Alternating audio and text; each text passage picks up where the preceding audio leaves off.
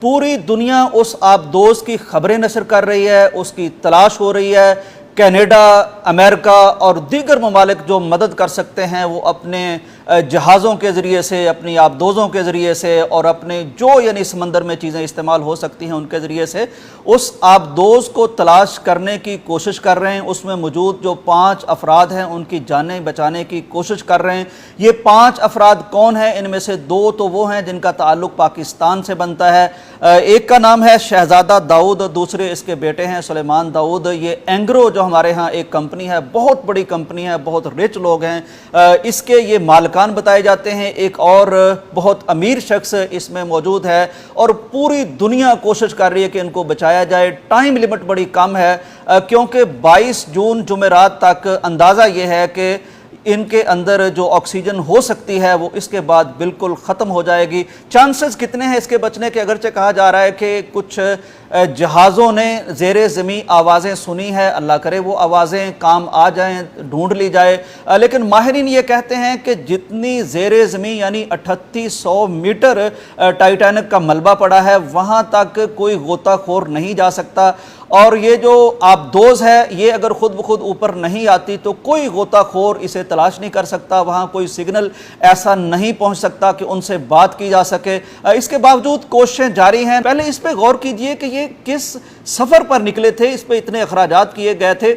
एक तरफ मुसलमान अपने दीनी काम पर भी अमल करें, वो कुर्बानी कर लें, वो हज कर लें, तो दुनिया उनके पीछे पड़ जाती है कि ये पैसा ज़ाया कर रहे हैं। अब मुझे ये कोई बताने वाला अगर हो तो वो मुझे बताए तो ये सफ़र कहाँ कर रहे थे, ये क्या देखने जा रहे थे? एक मलबा देखने जा रहे थे क्या? दुनिया में हॉस्पिटल में जो लोग मरीज़ हैं वो कम हो गए हैं, दुनिया में गुर्बत ख़त्म हो गई है, दुनिया में कहत ख़त्म हो गया है, दुनिया में मजलूम ख़त्म हो गए हैं, दुनिया में भूखे ख़त्म हो गए हैं। जो सारा पैसा उनको देने की बजाय हम एक मलबा देखने पर इतना रुपया खर्च करते हैं और किसी को कोई इस पर अफसोस नहीं होता।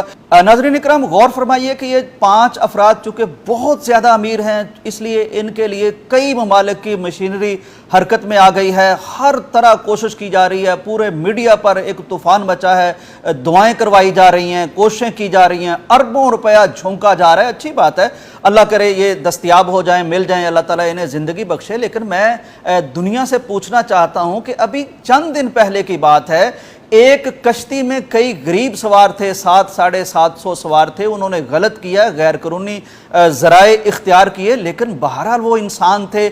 उनकी कश्ती, ये भी कहा जा रहा है, ऑडियोज़ सामने आ चुकी हैं, वीडियोज़ आ चुकी हैं, BBC इस पर बात कर चुका है कि उनको डुबोया गया है। खुद नहीं डूबे, डुबोया गया है। जहाज़ पास खड़े थे, इंसान डूब रहे थे, इंसान बिलक रहे थे, उससे पहले वो प्यासे थे। ये एक समंदर था, उसके पास बेहतरीन लोग वसाइल से लैस खड़े थे, 2 जहाज़ खड़े थे। कहीं कोई वार्निंग अनाउंस नहीं हुई, कहीं किसी ने नहीं कहा कि इंसान डूब रहे हैं, इनको बचाने की कोशिश ही की जाए। किसी ने कोई कोशिश नहीं की, बल्कि यहाँ तक कहा गया है कि वो बाकायदा इंतज़ार करते रहे कब पूरी तरह कश्ती डूब जाए, कब ज़्यादा से ज़्यादा लोग मर जाएं, और जब इत्मीनान हो गया तो फिर उसके बाद जला के लाइट्स तो ये ऑपरेशन शुरू किया गया, जिसकी वजह से 750 लोगों में से तकरीबन 114 लोग बचाए जा सके। नाजरीन, मैं आपको एक बात बताना चाहता हूँ, मेरे अल्लाह का कानून यहाँ आप समझ लीजिए।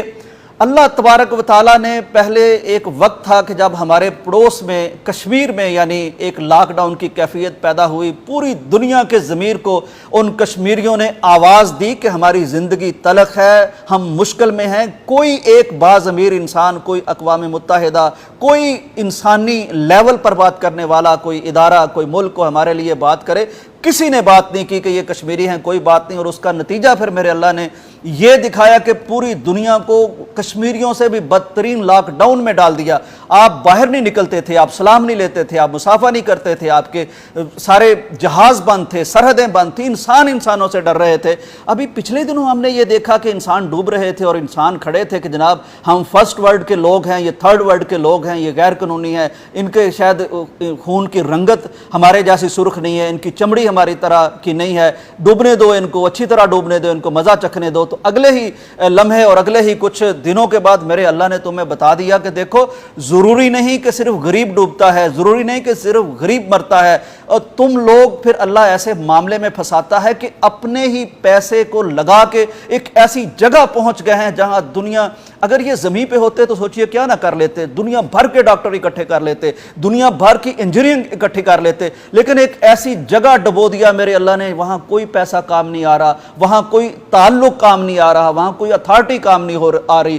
میں کہتا ہوں آج کے دن اگر آپ غور کریں تو ان سے زیادہ دنیا میں کوئی غریب آپ کو نہیں ملے گا جس کے متعلق بتایا جاتا ہے کہ بے انتہا دولت ہے ان کے پاس، شاید وہ ملک خرید سکتے ہیں، وہ سمندر خرید سکتے ہیں، وہ جزیرے خرید سکتے ہیں۔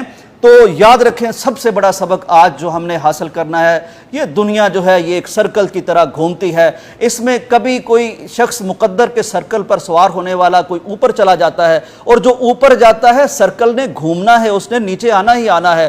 تو بہترین بات یہ ہے کہ جب آپ کو اللہ اوپر لے جائے تو نیچے والوں کا ہاتھ تھام لیں، کیونکہ سرکل جب دوبارہ گھومے گا آپ کا ہاتھ اس کے ہاتھ میں ہوگا تو تب آپ نیچے ہوں گے، وہ شخص اوپر ہوگا، آپ بھی اوپر چلے جائیں گے۔